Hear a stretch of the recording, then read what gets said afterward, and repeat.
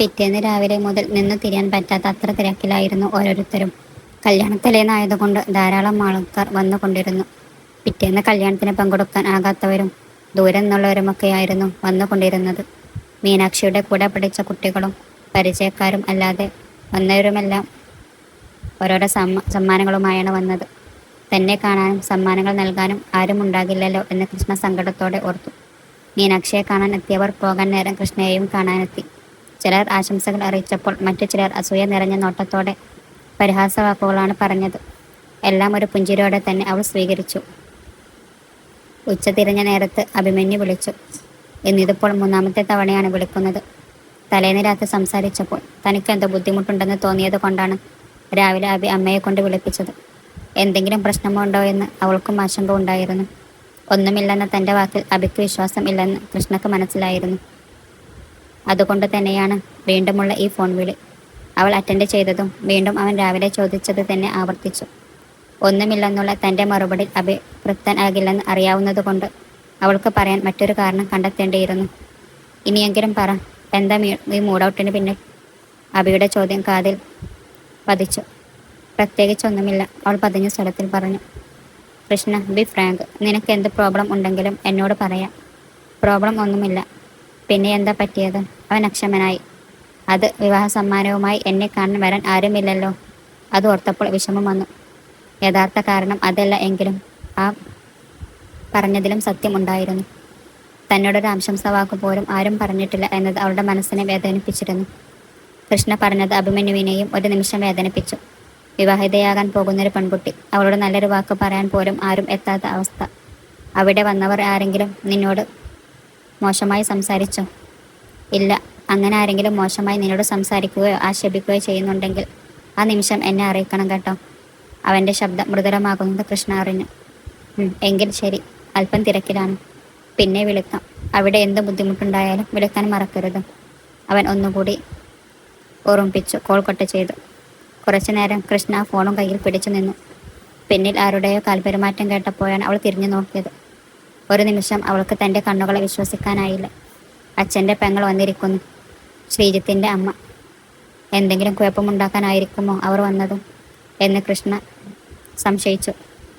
അച്ഛനും അമ്മയും ഉണ്ടായിരുന്ന കാലത്തൊക്കെയും അവരെ ഒരുപാട് ദ്രോഹിച്ച ആളാണ്. തൻ്റെ അച്ഛനെ മനഃപൂർവ്വം കടക്കണിയിലാക്കി ജീവൻ എടുത്തവർ. അച്ഛൻ്റെ മരണശേഷം താൻ ഒരു ബാധ്യത ആകുമോ എന്ന് കരുതി വീട്ടിൽ നിന്നും തുരത്തി ഓടിച്ചവരാണ്. കുറേ നാളുകളായി കണ്ടിട്ട്. രോഗബാധികയായി ആശുപത്രിയിലായിരുന്നു എന്നൊക്കെ പലരും പറഞ്ഞറിഞ്ഞിരുന്നു. എന്നാൽ ഇന്ന് അവർ വന്നത് എന്തുകൊണ്ടാണെന്ന് കൃഷ്ണക്ക് മനസ്സിലായില്ല. ശങ്കിച്ചു നിന്ന് അവൾക്കരികിലേക്ക് അവർ എത്തി. ഞാൻ വരുമെന്ന് വിചാരിച്ചില്ല അല്ലേ? അവർ ചോദിച്ചു. കൃഷ്ണ ഒന്നും മിണ്ടിയില്ല. കല്യാണമാണെന്നറിഞ്ഞു, അതാ വന്നത്. നിന്നെ ഒന്ന് കാണണം എന്ന് തോന്നി. അവളൊന്ന് മൂളി. എന്നെ പെട്ടെന്ന് ഇവിടെ കണ്ടപ്പോൾ മോൾ പേടിച്ചു അല്ലേ? അവർ മുഖത്തൊരു ചിരിയോടെ ചോദിച്ചു. പേടിക്കേണ്ട, ഒരു ദ്രോഹത്തിന് വന്നതല്ല. നിന്നെ ഒന്ന് കാണണം, മാപ്പ് പറയണം, അത്രേ ഉള്ളൂ. ഒരുപാട് ദ്രോഹിച്ചിട്ടുണ്ട് ഞാൻ നിന്റെ അച്ഛനെയും അമ്മയെയും. അവരുടെ മരണശേഷം നിന്നെ സംരക്ഷിക്കാതെ കഴിഞ്ഞു. തെറ്റുകൾക്ക് മേൽ തെറ്റുകൾ ആണ് ഞാൻ എൻ്റെ ജീവിതത്തിൽ ചെയ്തു കൂട്ടിയത്. അതിനൊക്കെ ദൈവം എന്നെ ധാരാളം ശിക്ഷിച്ചു. കണ്ടില്ല, ഇപ്പോൾ ഇല്ലാത്ത സുഖങ്ങൾ ഇല്ല. എന്നും ആശുപത്രിയും വീടും മാറി മാറി കഴിയുന്നു. ഒരുപാട് അനുഭവിച്ചു ഞാൻ. ഒക്കെ ഞാൻ ചെയ്ത തെറ്റിൻ്റെ ഫലമാണ്. എല്ലാം എനിക്കൊന്ന് ബോധ്യമായി. അതിൽ ഒരുപാട് പശ്ചാത്തപിക്കുന്നുമുണ്ട്. മോളോട് മാപ്പ് പറയാൻ എനിക്ക് അർഹതയില്ലെന്നറിയാം. എങ്കിലും ക്ഷമിക്കാൻ പറ്റില്ല നിനക്കെന്നോട്, അവർ നിറക്കണ്ണുകളോടെ പറഞ്ഞു. ചെയ്ത തെറ്റിനോർത്തവൻ ഒരുപാട് പശ്ചാത്തപിക്കുന്നുണ്ടെന്ന് കൃഷ്ണക്ക് ബോധ്യമായി.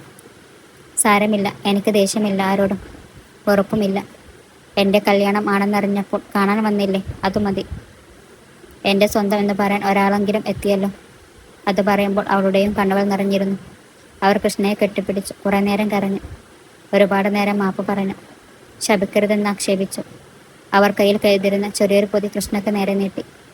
നിന്റെ കല്യാണമല്ലേ, എൻ്റെ വക ചെറിയൊരു സമ്മാനം. അവൾ അത് വാങ്ങി തുറന്നു നോക്കി. നേരത്തെ ഒരു സ്വർണ്ണമാലയും 2 വളകളും. എനിക്കിത് വേണ്ട, അപ്പിച്ചി തന്നെ വെച്ചോളൂ. ആശുപത്രിയിൽ പോകാനൊക്കെ ഒരുപാട് ചിലവുകൾ ഉള്ളതല്ലേ. അവൾ അത് തിരികെ നൽകാൻ ഭാവിച്ചു. ഇല്ല, ഇത് മോൾക്ക് വേണ്ടി വാങ്ങിയത്. തിരികെ തരരുത്. നിനക്കൊന്നും തരാൻ പറ്റിയിട്ടില്ല, വേണ്ടെന്ന് പറയരുത്. അത് കൃഷ്ണയുടെ കൈകളിലേക്ക് തന്നെ വെച്ചു കൊടുത്തു. അവൾ അപ്പച്ചിയുടെ കാൽ വീണ് ആഗ്രഹം വാങ്ങി. നിറക്കണ്ണുകളോട് അവർ അവളെ പിടിച്ചെഴുന്നേൽപ്പിച്ചു. നീ നല്ലവളാണ്, ദൈവം അനുഗ്രഹിക്കും. അവളുടെ മൂർധാവിൽ ചുംബിച്ചു. നിറഞ്ഞ കണ്ണുകൾ തുടച്ച് അവർ തിരികെ പോയി. അപ്രതീക്ഷിതമായി വന്ന സന്തോഷത്തിന് അവൾ ദൈവത്തിന് നന്ദി പറഞ്ഞു. തനിക്ക് വേണ്ടി വരാനും ഒരാൾ ഉണ്ടായല്ലോ എന്നുള്ളാൽ ആശ്വസിച്ചു. എന്തുകൊണ്ടോ അക്കാര്യം അഭിമന്യുവിനെ അറിയിക്കണമെന്ന് അവൾക്ക് തോന്നി. അത് കേട്ടപ്പോൾ അവനുണ്ടായ സന്തോഷം അവൻ്റെ ശബ്ദത്തിൽ പ്രകടമായിരുന്നു. മനസ്സു നിറഞ്ഞ പ്രതീതി കൃഷ്ണക്കും ഉണ്ടായി. അങ്ങനെ കല്യാണ ദിവസം വന്നെത്തി. വെളുപ്പിനെ തന്നെ എല്ലാവരും ഉണർന്നിരുന്നു. മീനാക്ഷിയും കൃഷ്ണയും രാവിലെ തന്നെ തയ്യാറാകാൻ തുടങ്ങി. ഇരുവരെയും അണിയിച്ചൊരുക്കാൻ ബ്യൂട്ടീഷ്യനെ ഏർപ്പാടാക്കിയിരുന്നു. ചുവപ്പ് നിറത്തിലുള്ള കാഞ്ചിപുരം സാരിയായിരുന്നു ഇരുവർക്കും വേണ്ടി തിരഞ്ഞെടുത്തിരുന്നത്. മീനാക്ഷിക്കൊപ്പം ആഭരണങ്ങൾ കൃഷ്ണക്ക് വാങ്ങി നൽകിയെങ്കിലും അത് അല്പം മാത്രമേ അവൾ അണിഞ്ഞിരുന്നുള്ളൂ. ആരും അവളെ നിർബന്ധിച്ചതും ഇല്ല.